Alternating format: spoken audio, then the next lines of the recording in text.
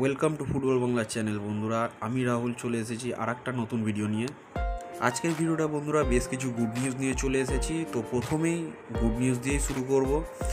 Antonio Lopez হাওয়াস কিন্তু next, আর আমাদের আপাতত ফাইনাল ম্যাচ অর্থাৎ মুম্বাই সিটি এফসির সঙ্গে মোহনবাগানের যে নেক্সট ম্যাচ রয়েছে 15 এপ্রিল, সেই ম্যাচে কিন্তু আমাদের প্রিয় হাওয়াস স্যার মাঠের বেঞ্চে উপস্থিত থাকবেন এবং পুরো খেলাটাকে পরিচালনা করবেন। এবং বন্ধুরা, হাওয়াস স্যারকে জিজ্ঞেস করায় তিনি জানান আজ তিনি অনেকটাই সুস্থ, পরবর্তী ম্যাচে কিন্তু মাঠে দেখা হচ্ছে। এরপর চলে আসবো বন্ধুরা জনি গাউকোর পারফরমেন্স নিয়ে। আগের ম্যাচে কিন্তু জনি গাউকোর যথেষ্ট অ্যাক্টিভ দেখা গেছে এবং কিছু ওয়ার্ল্ড ক্লাস পাসের মাধ্যমে কিন্তু গোল বের করতে সক্ষম হয়েছেন জনি গাউকো, এবং নিজেও কিছু ট্রাই করেছিলেন। সেই দূরপাল্লা শটে গোল না হলেও জনি গাউকোর ডিফেন্স চেরা পাসে কিন্তু গোল এসেছে মোহনবাগান ঝুলিতে। তো কালকের ম্যাচে জনি গাউকোর পারফরমেন্স কিন্তু অনবদ্য ছিল। কালকের ম্যাচে দিমির থেকে পাওয়া একটা সুন্দর পাসকে দূরপাল্লার রেঞ্জ শট নেয় জনি গাউকো, এবং সেখানে গুরপিতে সেভ করার পরে সেই বলটা কিন্তু রিভার্স পেয়ে যায় পেত্রাতস, এবং পেত্রাতস থেকে অনিরুদ্ধ থাপার একটা সুন্দর বোঝা পড়ার পর কিন্তু একটা গোল চলে এসেছিল মোহনবাগান ঝুলিতে। এরপর চলে আসবো বন্ধুরা সাদিকুকে নিয়ে। সাদিকুর কালকের গোলটা কিন্তু রেফরি খারিজ করে দেয়। তো সাদিকু অনেকটাই রিকোয়েস্ট করছিল রেফরিকে, কিন্তু রেফরি কোনো রকমভাবেই সাদিকুর কথায় কান দেননি। এরপর মনবীরের পাশেই কিন্তু সাদিকু একটা গোল পায়, তার নামটা কিন্তু স্কোর বুকে ওঠে। আর মনবীরের পারফরমেন্স বন্ধুরা অনবদ্য।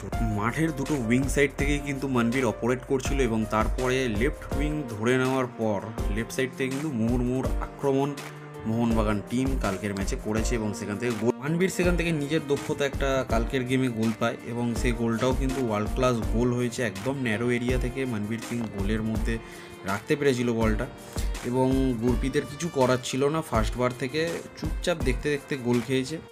আরও একটা সত্যি কথা বলতে চাই বন্ধুরা, গুরপ্রীত সিংকে কিন্তু আর নেওয়া যাচ্ছে না ইন্ডিয়া টিমে। এর থেকে অনেক ভালো ভালো বেটার গোলকিপার কিন্তু ইন্ডিয়া টিমে ইতিমধ্যে হয়ে গেছে। গুরপ্রীতকে আমার মতে সরিয়ে দেওয়া উচিত, কিংবা বেঞ্চের নিচের দিকে রাখা উচিত। এরপর চলে আসবো বন্ধুরা দিমি পেত্রাতসকে নিয়ে। কালকের ম্যাচে কিন্তু দিমি পেত্রাতস রীতিমতো ম্যাচ মেকারের ভূমিকাটা পালন করেছে, এবং মুহুর্মুহুর আক্রমণ কিন্তু কালকের ম্যাচে দেখা গেছে। কালকের ম্যাচে কিন্তু বন্ধুরা দিমি অনেক চেষ্টা করেছে স্কোর বুকে নিজের নামটা তোলার জন্য, কিন্তু দিমির জায়গায় কালকে গোল পেয়েছে হেক্টাউস্তে, এবং হেক্টাউস্তে ফার্স্ট ট্রাইটা কিন্তু বারে লাগার পর রিটার্ন বল আসলে সে কিন্তু অনবদ্য একটা ভলির মাধ্যমে বলটা জালে জড়িয়ে দেয়। বন্ধুরা, ভিডিওটি ভালো লাগলে অবশ্যই চ্যানেলটিকে সাবস্ক্রাইব করবেন, একটা লাইক করে দেবেন। আর পরবর্তী ম্যাচে কি রেজাল্ট হতে পারে মোহনবাগান মুম্বাই ম্যাচে সেটা কিন্তু অবশ্যই কমেন্টে জানাবে।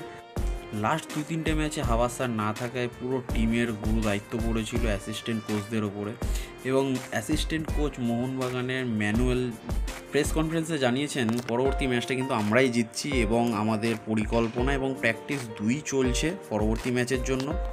পরপর দুটি ম্যাচে আমরা খুব সুন্দর জয় তুলে আনতে পেরেছি। আমাদের প্লেয়াররা খুবই ভালো খেলেছে, নিজেদের মধ্যে আন্ডারস্ট্যান্ডিং আরও বাড়ছে, যত দিন যাবে তত বাড়বে।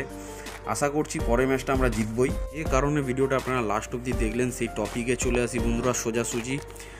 মোহনবাগান ফ্যানদের কথা চিন্তা করে বন্ধুরা, 15 তারিখের খেলাতে মোহনবাগান কর্তৃপক্ষরা 66,000 টিকিট ফ্যানদের জন্য অ্যাভেলেবেল রেখেছে, এবং আপনাদের কাছে রিকোয়েস্ট করবো বন্ধুরা ঝটপট টিকিট কেটে ফুল করে দিন গ্যালারি। 15 তারিখের খেলাতে কিন্তু দর্শক শুধুমাত্র মোহনবাগান আর মোহনবাগানই বলবে, এটা আমরা চাইছি। আর একটা কথা বলবো বন্ধুরা, মোহনবাগান কিন্তু লিগ শিল্ড এই বছর জিতছে, এইটুকুনি আমাদেরকে ধরে এগিয়ে যেতে হবে।